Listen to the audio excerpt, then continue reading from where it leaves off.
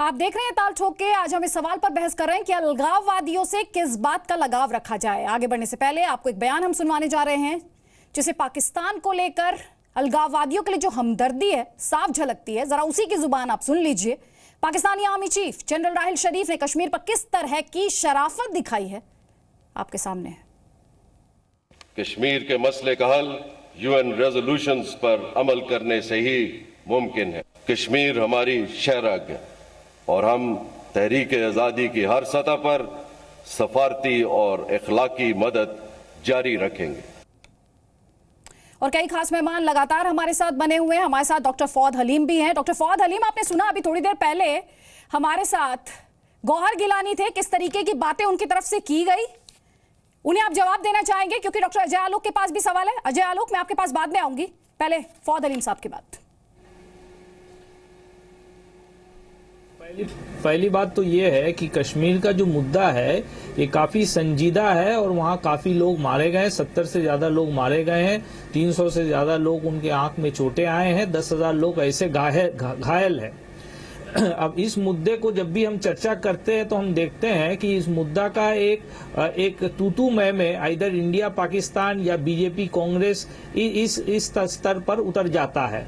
कश्मीर के लोगों को इस चर्चा में लाना बहुत जरूरी है और हमारे जो पार्टी के सुझाव थी गृह मंत्री को 60 दिन आगे, जब पहले वाकयात शुरू हुए थे कि एक ऑल पार्टी डेलीगेशन वहां जानी चाहिए, उसको भेजने में तकरीबन 58 दिन चले गए। सर, डेलीगेशन और गया राज्यसभा का जो डेलीगेशन गया और ऑल अलगाववादी मिले नहीं, तस्वीरें भी दिखा रहे हैं, गो बैक किस तरीके से लिख के दिया गया। सर, ये पाकिस्तानी भारतीय पाकिस्तान के एजेंट है, भारत के पासपोर्ट का इस्तेमाल करते हैं, क्या कुछ नहीं होता है? मैं जरा आप अगर मौका दें मुझे कंप्लीट करने के लिए।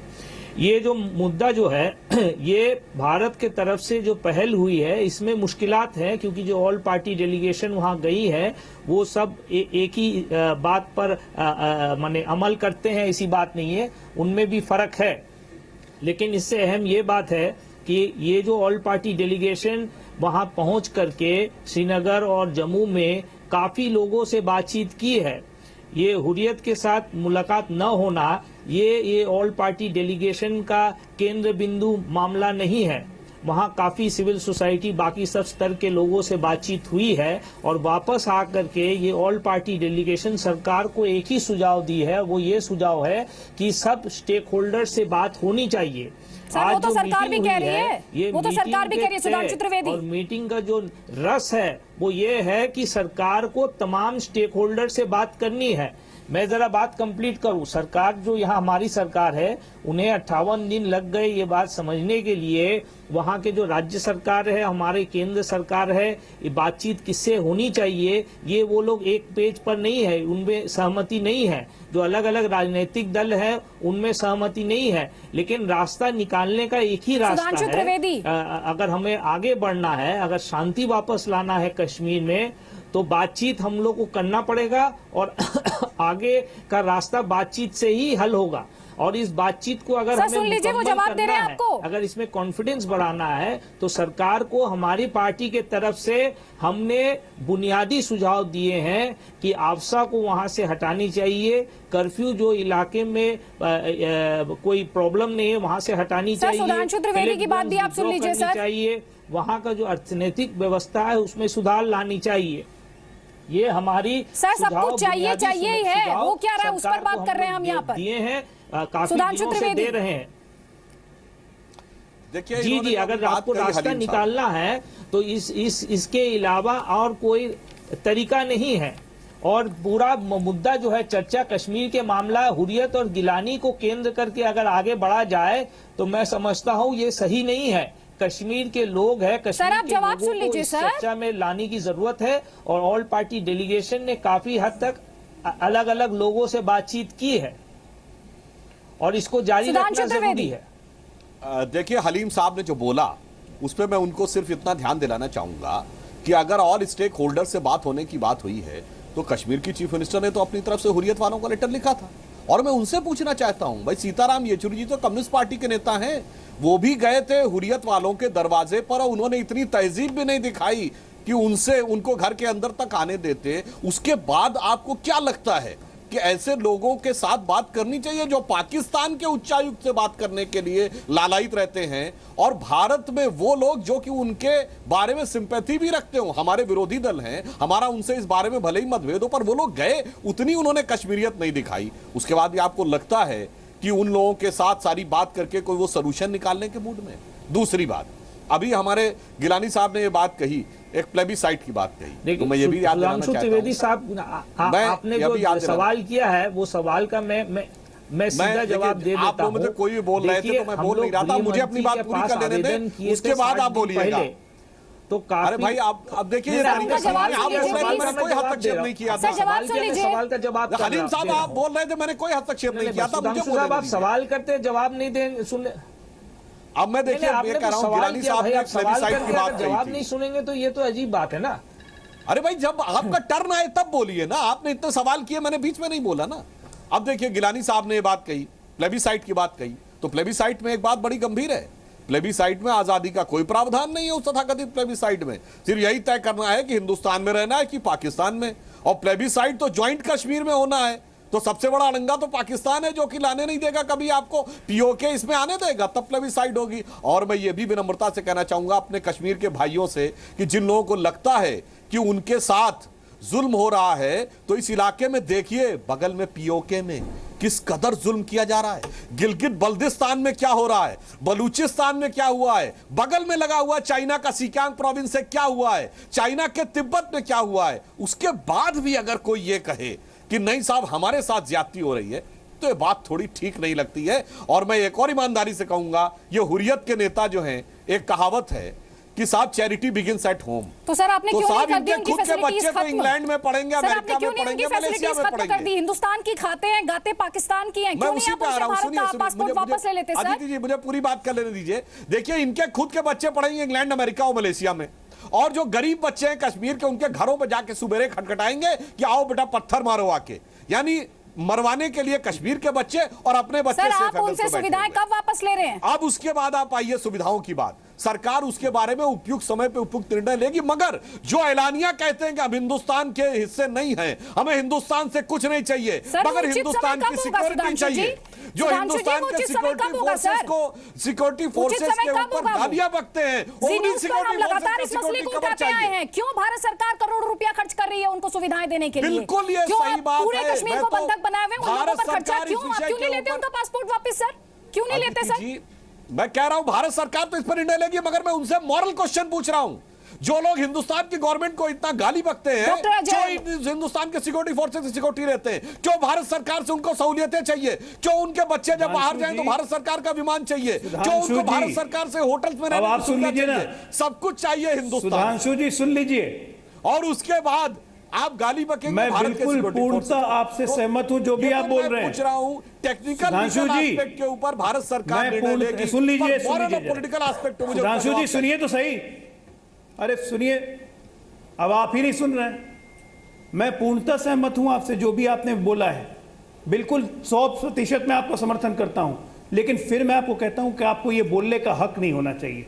भारतीय जनता पार्टी के किसी नेता, किसी प्रवक्ता को इतना ज्ञान देने का हक नहीं है, क्योंकि आपको क्या पता नहीं था जब आप एजेंडा ऑफ अलायंस साइन कर रहे थे कि हुर्रियत कौन है? क्या आपको पता नहीं था कि हुर्रियत एंटी नेशनल है? क्या आपको पता नहीं था कि पीडीपी ऑफ शूट है हुर्रियत का, जो वाजपेयी जी, अडवाणी जी कहते थे? ये जानते बूझते आपने एजेंडा ऑफ अलायंस साइन किया, सत्ता की भूख के कारण।